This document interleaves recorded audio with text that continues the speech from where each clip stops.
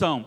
Lucas, capítulo 2, versículos 1 a 7. Quero convidar a abrir a sua Bíblia comigo. Lucas 2, 1 a 7.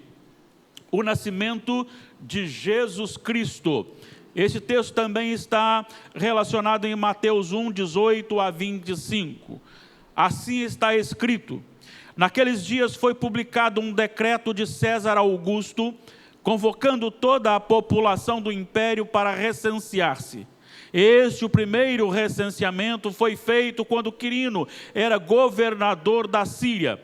Todos iam alistar-se, cada um à sua própria cidade. José também subiu da Galileia, da cidade de Nazaré, para a Judeia, a cidade de Davi, chamada Belém, por ser ele da casa e família de Davi, a fim de alistar-se com Maria, sua esposa, que estava grávida. Estando eles ali, aconteceu contemplarem-se-lhe os dias, e ela deu à luz o seu filho primogênito, enfaixou-o e o deitou numa manjedoura, porque não havia lugar para eles na hospedaria. Vamos orar ao Senhor. Pai, esta é uma noite de celebração. Aqui, Senhor Deus, apenas relembrando o que já aconteceu, não apenas na história. Há mais de 2000 anos isso aconteceu, mas no tempo do Senhor também aconteceu no nosso coração.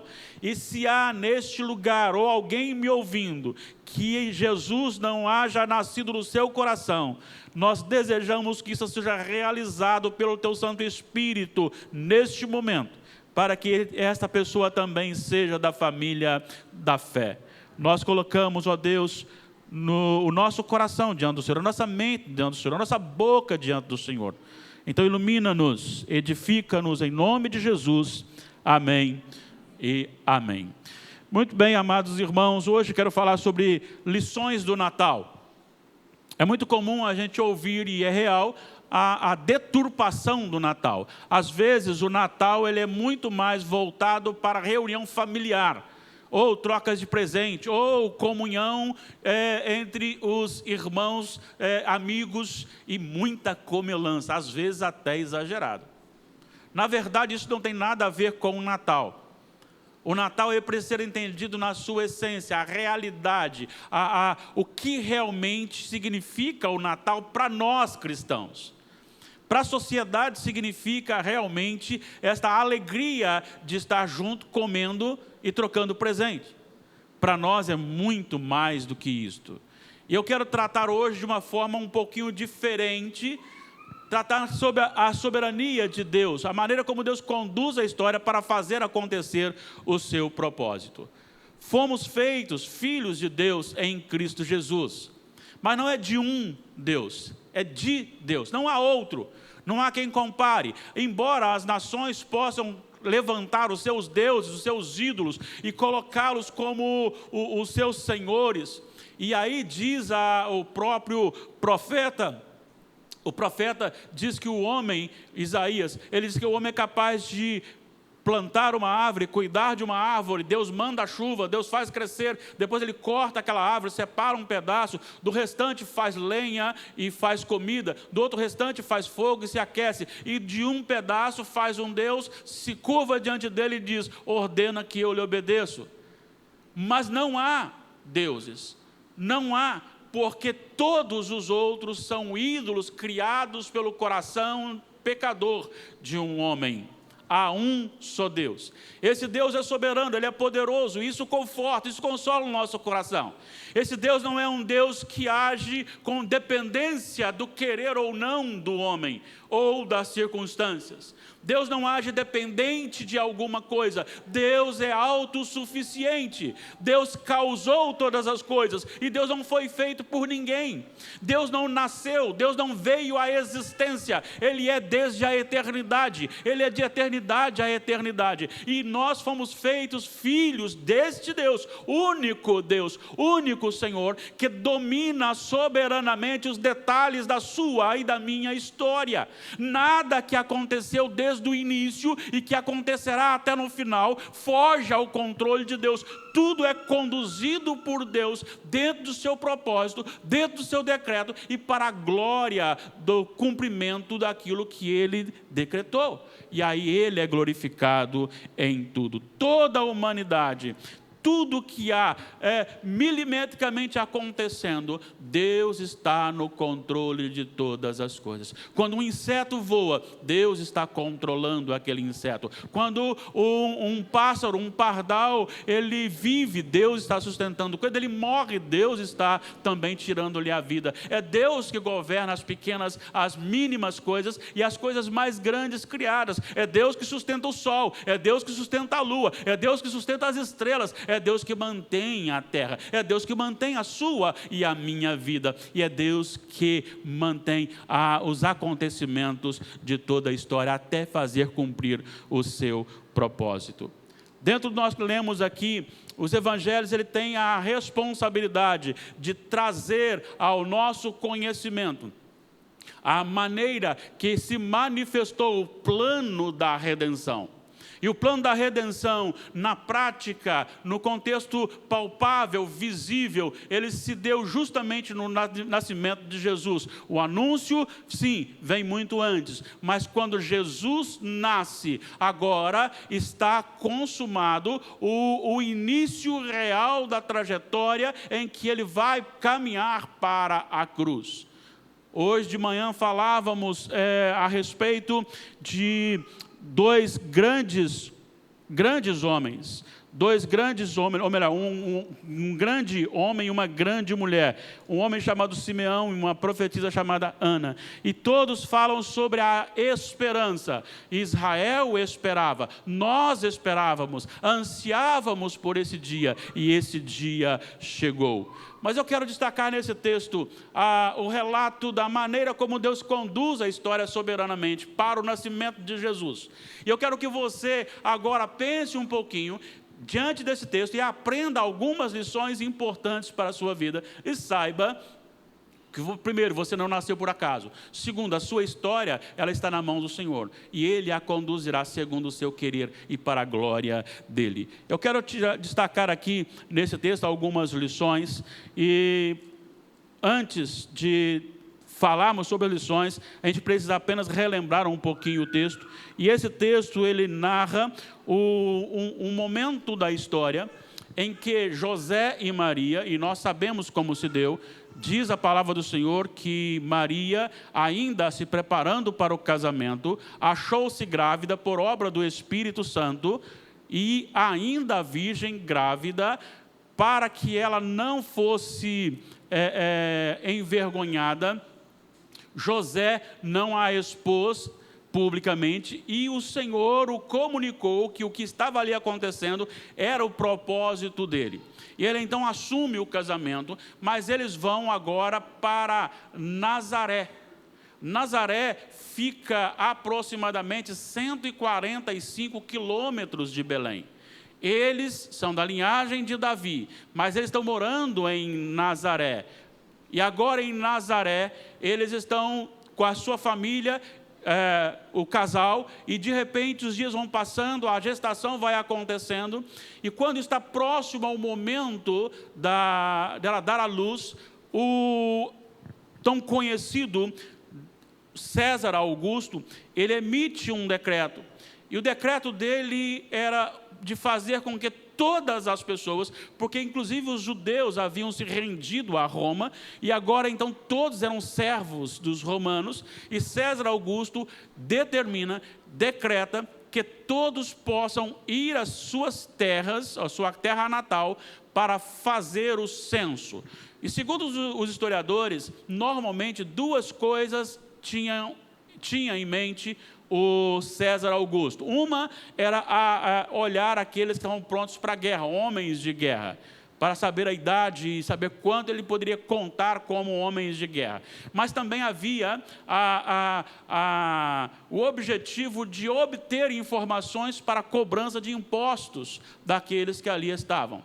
Então você percebe que esse homem tem uma visão egoísta e opressora sobre aquelas pessoas. E então o decreto sai. Como José e Maria eram da família de Davi, eles tinham que viajar 145 quilômetros, uma viagem de 3 dias, com o seu animal, para este recenseamento. E ali eles partem. E quando eles chegam ali na cidade de Belém, depois desse trajeto, desse tempo, dessas adversidades possíveis na estrada, eles encontram uma outra dificuldade.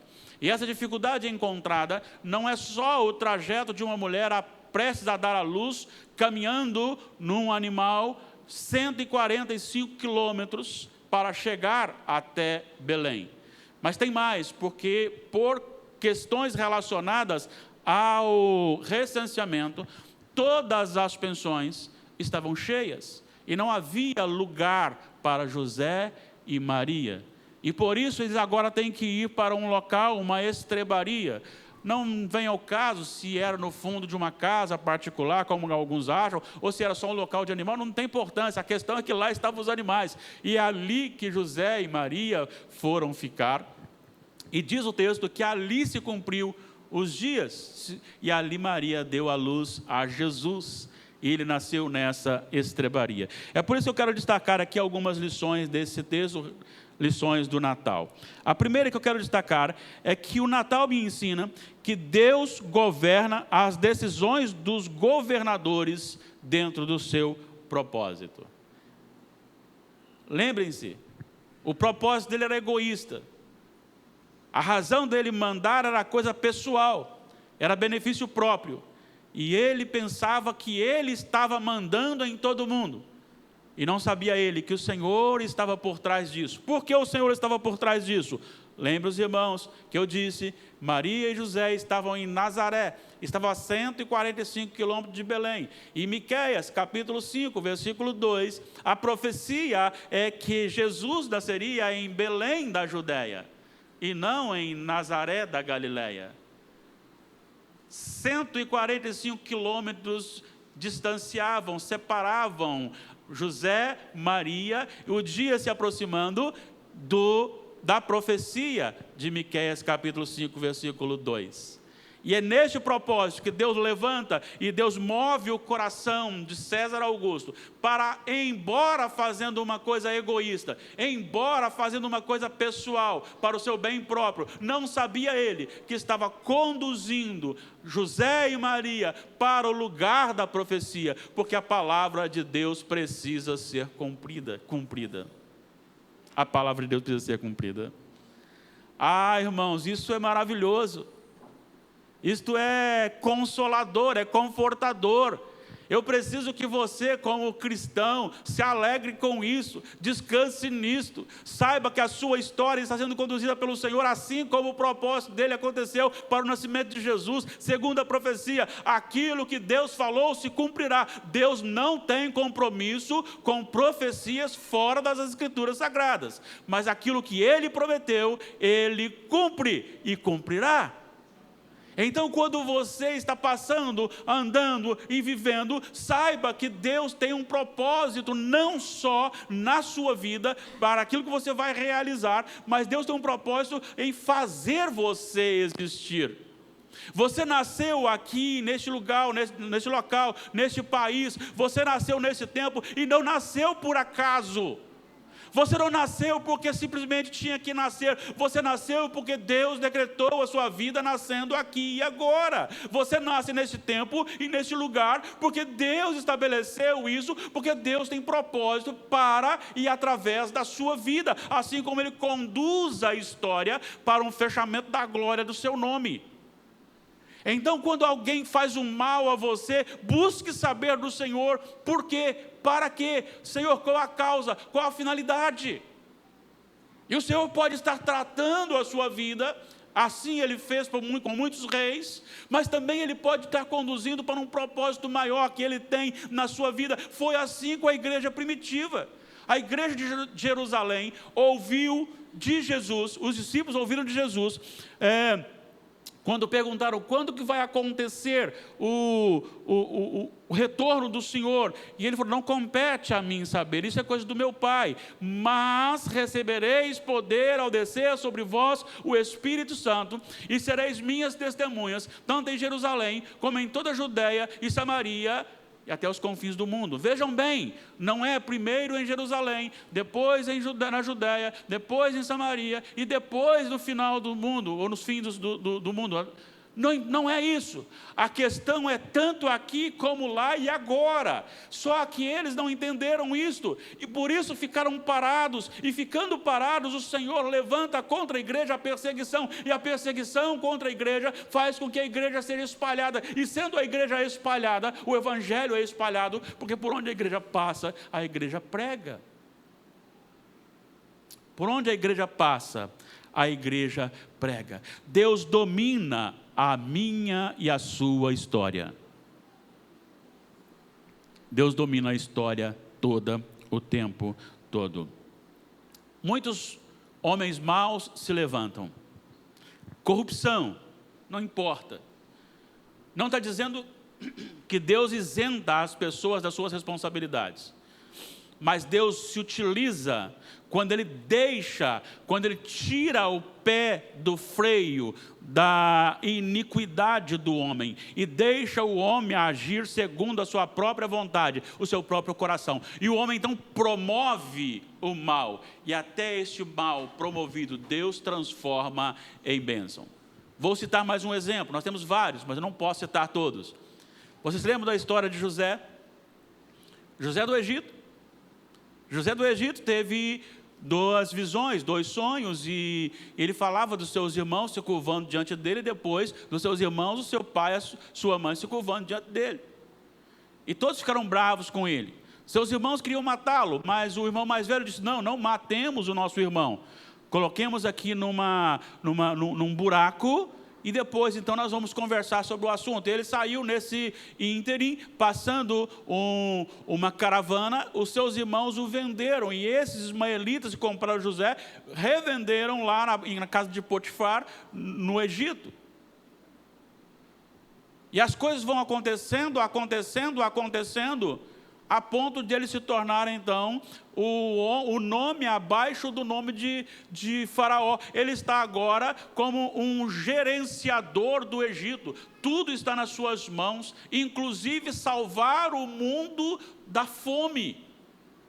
E quando seus irmãos descobrem, e tudo acontece, e quando o pai dele morre, os irmãos estão com medo, e ele diz assim: saibam de uma coisa, o mal que vocês me fizeram, Deus transformou em bênção para salvar a humanidade da fome. Ele não isentou os seus irmãos da sua culpa, mas ele diz: Deus estava no controle, quando me trouxe para o Egito, e quando me fez então hábil para abençoar vidas. Deus governa os governadores, não importa quem foi eleito, no sentido municipal, estadual ou federal, não importa quem esteja lá, Ele agirá quando e como Deus deixar. O Senhor governa os governantes e conduz tudo para a sua glória. Amém? A segunda lição que nós tiramos daqui, que o Natal me ensina, que Deus governa as decisões dos seus filhos. Vejam bem, José, ele atende a um decreto de um imperador pagão. Isso quer dizer que nós também, como servos do Senhor, devemos prestar honra aos nossos governadores, enquanto estes estiverem de acordo com a palavra do Senhor, ou não nos exigindo oposição contra a palavra do Senhor. Eu discordo do número de tributos que nós temos, sim, mas se é lei, eu preciso pagar. Jesus disse: dai a César o que é de César, e a Deus o que é de Deus. Neste momento, José, mesmo tendo a sua esposa prestes a dar à luz, com toda a dificuldade do caminho, a distância e tudo aquilo que poderia surgir no meio do caminho, ainda assim, ele se submete e parte. Eu não sei qual era o coração dele, no entanto, nós podemos saber que Deus dirige a vontade dos seus filhos em instruir-lhes quando, como e o quanto devem submeter à lei que são postas sobre nós. Esses homens de Deus, sempre partiram dentro de um propósito de Deus. Foi assim com Abraão. Sai da tua terra, da tua parentela, embora a ordem tenha vindo de Deus. Mas agora aqui é uma ordem do imperador, mas algo é tocado no coração e José obedece. Tem uma outra questão. José poderia deixar a sua esposa e ir sozinho fazer lá o recenseamento em nome da família. No entanto, ele a leva, porque possivelmente a sociedade ao redor poderia, com a sua língua maléfica, trucidar o comportamento, a honra de Maria. Então, dentro desse aspecto, você vê o próprio José, que prefere assumir os riscos e conduzir a sua família. E há algo conduzindo, não tenho dúvida nenhuma, que era sim o Espírito Santo do Senhor, conduzindo este casal dentro do propósito do Senhor. E eu quero dizer uma coisa a você agora que está aqui no templo, e você que está me ouvindo como crente. Infelizmente, muitas pessoas têm zombado na sua prática, do seu comportamento, da fé cristã, quando preferem ficar sozinhos, quando preferem outras coisas, à presença de Deus, a comunhão com os irmãos, quando preferem se moldar ou ser moldados às coisas deste mundo, obedecer às ordens deste mundo, e as suas decisões são tomadas em cima do benefício próprio, o que eu vou ganhar com isso, ou vou deixar de ganhar com isso.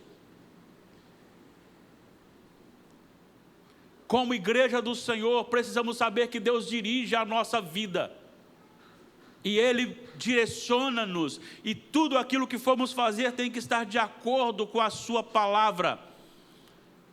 José foi submisso, enquanto essa palavra estava de acordo, não feria os princípios do Senhor, e por isso então ele foi levado pelo Senhor para o lugar que o Senhor havia dito que nasceria o Messias. Deus está no controle.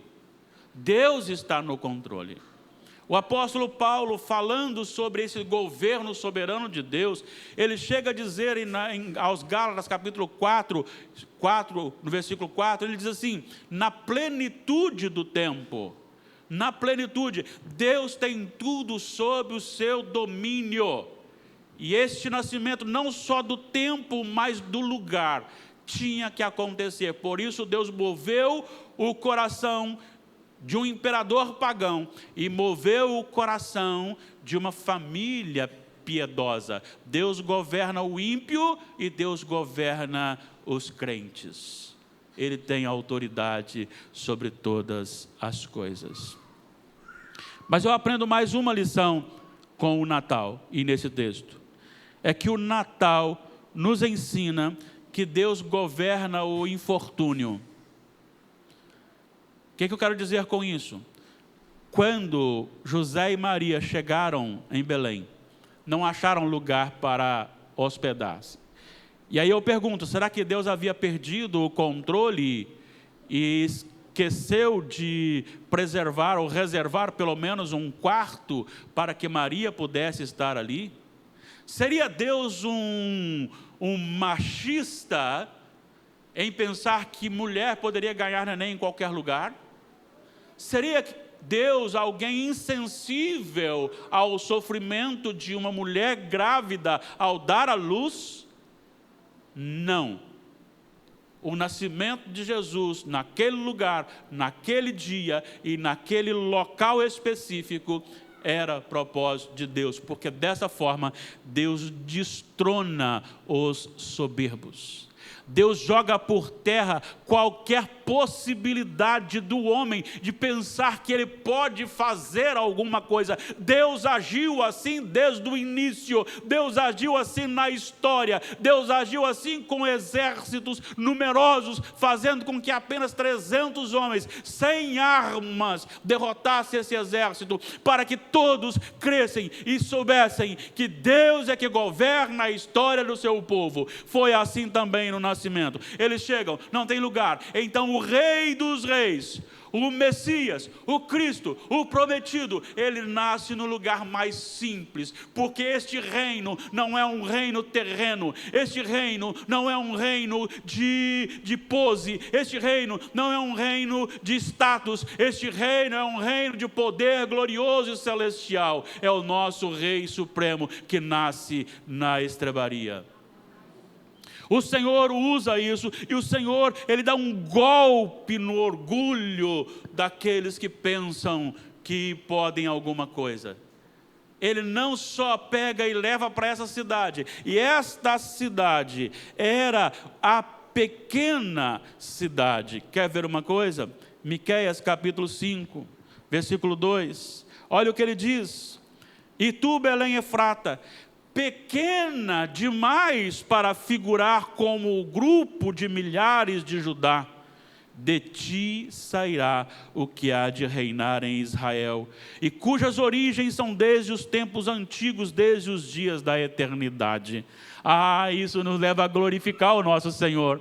O Senhor escolheu Belém, uma pequena cidade, uma cidade que não tinha nenhuma estrutura fabulosa, para fazer nascer ali o príncipe eterno, o príncipe da paz, o Rei dos reis, o Senhor dos senhores, o Deus encarnado, aquele que criou todas as coisas, aquele que veio para morrer, aquele que não pecou em momento algum e que ressuscitou, aquele que derrotou Satanás, aquele que derrotou a morte e aquele que nos comprou para o Pai. Este supremo, este que tem o ouro na sua mão, este que tem as riquezas na sua mão, este que tem o tempo na sua mão, este que diz à tempestade, cala-te, e ela para, este que diz à enfermidade, sai dele e fica curado, e a pessoa fica curada, este que diz ao endemoniado, ao demônio, sai dele, e o demônio sai e o homem se vê livre, este que diz à morte, sai, e entra a vida e a ressurreição, este que estava ali pendurado na cruz, e depois de 3 dias, Deus o Pai o ressuscitou dentre os mortos, gloriosamente.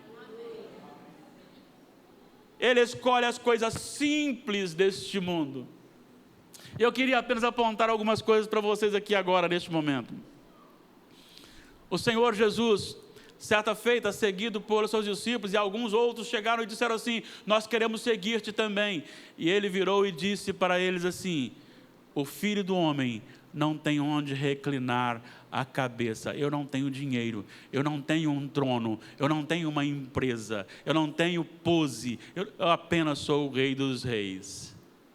Outra feita, Jesus está caminhando. Existe um chamado de um pai com o coração aflito, cuja filha estava à morte, chamado Jairo. E eles estão no trajeto, e no trajeto uma mulher que sofria há 12 anos de um fluxo sanguíneo, toca-lhe a veste, ele para, ele ouve, ele atende. E quando o pai então está aflito por causa da filha, chega alguém e diz: a sua filha já morreu, e ele diz para o homem, para Jairo: fique tranquilo, apenas creia, vamos lá, e ressuscita aquela menina. Mas eu quero dizer outra coisa para vocês também, e isso alegra muito meu coração. É que o Senhor tirou dentre os filhos de Jessé, aqueles bonitões, altos, musculosos, treinados, habilidosos, e Deus disse: não, não, não, não. Tem mais um? Tem, é aquele menino que estará cuidando de ovelha, é ele que eu quero que será o rei, e é deste que nascerá o Messias. Deus escolhe as coisas fracas para humilhar o orgulhoso coração humano. Quer outro acontecimento? Os discípulos estão discutindo quem é o maior, E Jesus para e começa a falar com eles que o maior no reino de Deus é aquele que serve a todos. E Marcos registra isso, e no decorrer do registro de Marcos, logo à frente, você tem um episódio, tem uma multidão seguindo Jesus. Jesus está caminhando e todos estão tocando em Jesus, todos estão glorificando ao Senhor, todos estão querendo cura, todos estão querendo alguma coisa de Jesus. E de repente, um mendigo grita: Jesus, filho de Davi, tenha misericórdia de mim. E ele para para um mendigo. Ele para um mendigo. Ele não precisava olhar para o mendigo, ele tinha muitos que estavam do seu lado ali, querendo mexer com o seu orgulho, exaltar a sua pessoa, humanamente falando, embora tivesse interesse, mas ele parou para ouvir aquele mendigo. E tem uma coisa que me encanta nesse texto, é que quando o mendigo chega para ele, as pessoas não querem deixar que ele venha, mas ele chega para Jesus, Jesus para, e Jesus pergunta para ele: o que queres que eu te faça? Ele era cego, e aquele moço disse que eu veja. Sabe o que eu vejo nisso? É que Jesus quer ouvir o mendigo. Ele não quer só parar para o mendigo, ele quer ouvir o mendigo. O mendigo para Jesus também é gente. Para a igreja também, o mendigo tem que ser gente. Todos têm que ser gente na presença do Senhor, porque este é o reino de Deus. E é isto que o Natal trata quando ele faz, o Pai faz, com que o Filho nasça numa manjedoura, tirando, derrubando todo e qualquer orgulho possível ao coração do homem. É do improvável que Deus manifesta o seu poder. Às vezes eu olho para a minha vida e fico agradecido ao Senhor. Sabe por quê? Porque o Senhor, certa feita, disse para Davi assim: não te esqueças que eu te tirei por detrás das malhadas. Ou seja, você era simples pastor de ovelha. Eu te fiz um rei. E às vezes eu me vejo bem parecido. E Deus falando comigo a frase: não se esqueça de forma alguma, porque eu lhe tirei de trás do cafeeiro e te fiz meu ministro. Deus usa as coisas simples para a glória do seu nome. O Natal então me ensina, primeiro, que Deus governa os governadores para cumprir o seu propósito.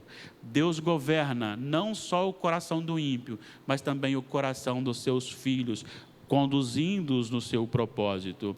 Deus governa o infortúnio. Ele conduz tudo do jeito que Ele quer, para a glória dEle. Eu quero fazer algumas afirmações para encerrarmos. A primeira é a seguinte: se o Natal não passa de um momento de descanso, ajuntamento, troca de presentes e comelança, este não é o Natal de Jesus. O Natal de Jesus implica na execução de um perfeito plano de Deus, com finalidades superiores que vão além do material, que entram na eternidade.